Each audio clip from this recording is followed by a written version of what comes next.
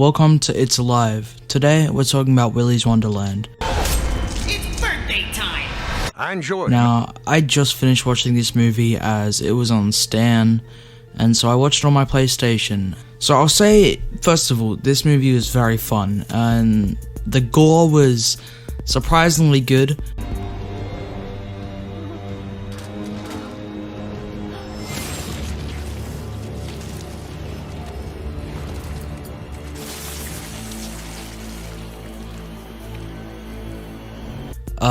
And the movie had this kind of unexpected dark feeling to it, like the music was all twisted and creepy. The machines got out. Nobody is safe. And the backstory was extremely off, you feel very off. And while it is a comedy horror, I'd say it's a bit more horror than comedy, and Nicolas Cage stays in character through the whole movie and literally does not speak a single word the entire film. His character is kind of badass, if I'm honest, and he gives off some strange vibes, and he's a little bit weird and awkward as well. He always is making these weird faces and you never really know what he's thinking, and I think that's a really good part of his character. You never really understand him, but it's just good fun. So the backstory was pretty creepy. Here's the backstory. This town has a dark history, and it all starts with this horrible place. Willy's may seem like a happy-go-lucky child's play place, but it's much, much more than that. Willy's was built in 1996, the brainchild of Jerry Robert Willis.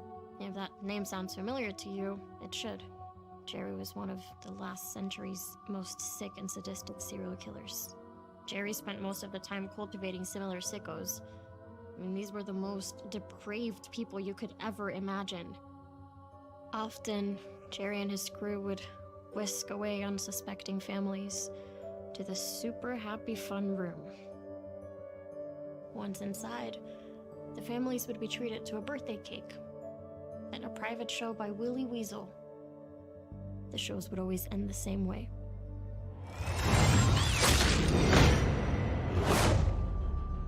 After numerous missing persons reports and suspicious smells coming from the inside of Willy's, the law felt it was time to investigate.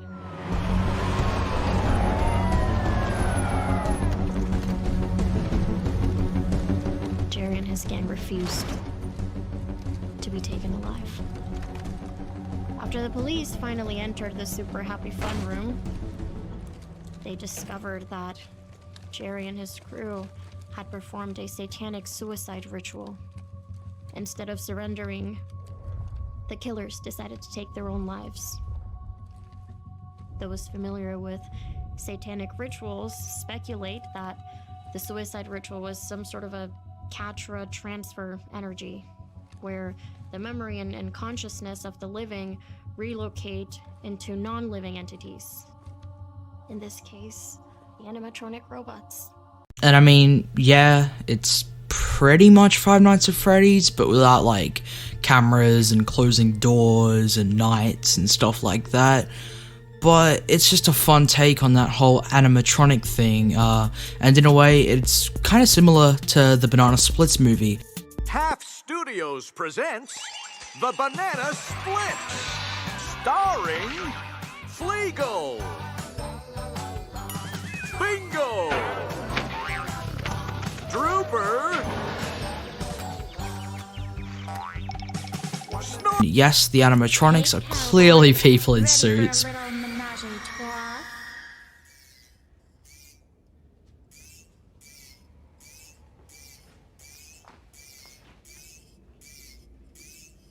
Who cares? Just sit back and don't take anything about it seriously. Oh, and the budget of, only being $5 million is pretty impressive. I think they used that money very well.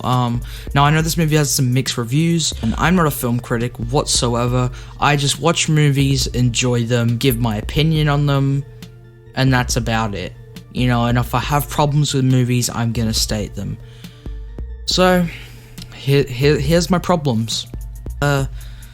I'm pretty sure that the guy, the bigger dude, the one who kinda sets him up to go to Willy's Wonderland, I think he's supposed to be smoking a cigar, but that's clearly like a Twiggy stick.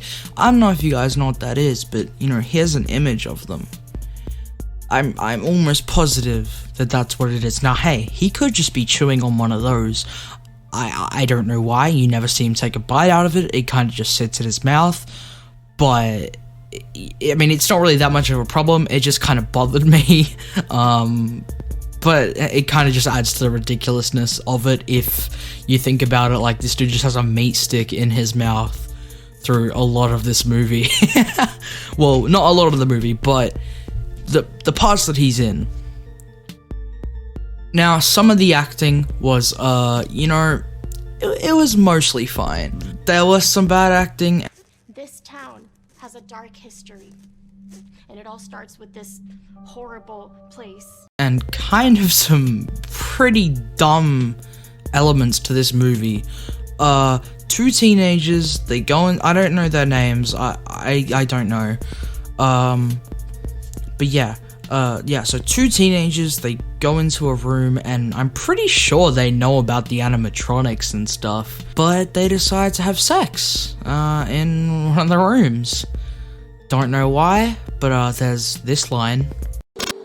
Is it weird that I'm getting really turned on right now? And there's this line, Oh, you a freak. It's never seemed to bother you before. Who says it bothers me now? yeah. Also, while they're having sex, one of the animatronics is watching them, and she keeps complaining about it, and then the guy's just like, oh, well, let's give them a show. So, I don't know what logic is in that, and where the logic is, but I'm pretty sure none of us would do that in that situation. Also, they were supposed to be outside, and because they heard a scream, they all went in.